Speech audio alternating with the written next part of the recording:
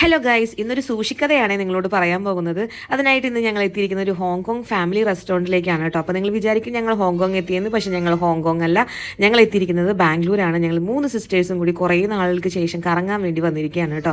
അപ്പോൾ ഞാൻ ഇവരുടെ അടുത്ത് പറഞ്ഞു എനിക്ക് സൂഷി കഴിച്ചാൽ കൊള്ളാമെന്ന്. അപ്പോൾ ഇവർ രണ്ടുപേരും എന്നോട് പറഞ്ഞു, ചേച്ചി ഒന്നും നോക്കേണ്ട, നമ്മുടെ നേരെ ഫീനിക്സ് മാർക്കറ്റ് സിറ്റി മോളിലേക്ക് വിടാം, അവിടുത്തെ ചാ എന്ന റെസ്റ്റോറൻറ്റിൽ നമുക്ക് പോയിട്ട് കഴിക്കാം, അത് അടിപൊളിയാണെന്ന് പറഞ്ഞ് എന്നെ ഇവിടേക്ക് കൂട്ടിക്കൊണ്ട് വന്നിരിക്കുകയാണ് കേട്ടോ. നമ്മൾ ദോശ, ഇഡ്ഡലി, ദോശ, ബിരിയാണി, അത് വിട്ട് നമുക്ക് വേറെ ഒരു കളിയില്ല കേട്ടോ. നമ്മൾ പുതിയ ഫുഡുകളൊന്നും തന്നെ ട്രൈ ചെയ്യാറില്ല.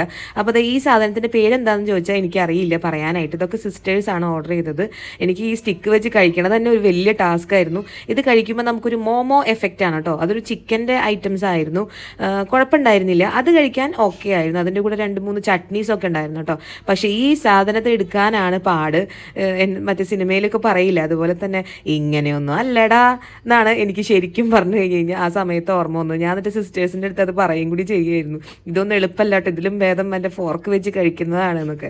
പക്ഷെ നല്ല എക്സ്പീരിയൻസ് ആയിരുന്നു. നിങ്ങൾ എന്തായാലും ഒന്ന് ട്രൈ ചെയ്ത് നോക്കണം കേട്ടോ ഈ വക സാധനം. ഇതാണ് നമ്മുടെ കഥാനായകൻ സൂഷി. നമ്മൾ ഫിഷിൻ്റെയാണ് സൂഷി പറഞ്ഞിട്ടുള്ളത്, ഞാൻ വീഡിയോയിൽ മാത്രമേ കണ്ടിട്ടുള്ളൂ.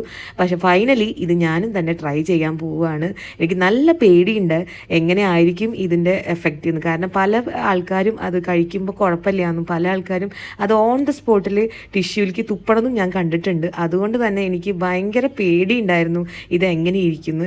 കാരണം വൊമിറ്റിംഗ് ഒക്കെ വന്നാൽ പിന്നെ നമ്മുടെ മൂഡ് തന്നെ മാറിപ്പോവും. ഫൈനലി അങ്ങനെ ഞാനും അങ്ങനെ തന്നെ അകത്താക്കി. പിന്നെ നടന്നതൊന്നും എനിക്ക് ഓർമ്മയില്ല, എന്താ പറയണ്ടേന്ന് എനിക്കറിയില്ല. എൻ്റെ മുഖത്ത് എക്സ്പ്രഷൻ തന്നെ നിങ്ങൾ വായിച്ചെടുക്കുന്നു മനസ്സിലാക്കുകയാണ്.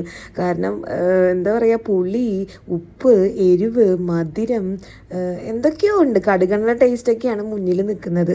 നമ്മൾ പറഞ്ഞിട്ടുണ്ടായിരുന്നത് ഫിഷ് സൂഷി ആണ് കേട്ടോ. പക്ഷേ എന്തൊക്കെയോ കുറേ സാധനങ്ങളൊക്കെ വായിൽ കിടന്നിങ്ങനെ ആവുന്നുണ്ടായിരുന്നു. എന്നിരുന്നാലും ചില സൂഷികൾ തീരെ വായിൽ വയ്ക്കാൻ കൊള്ളില്ല എന്നൊക്കെ പറഞ്ഞു കേട്ടിട്ടുണ്ട്.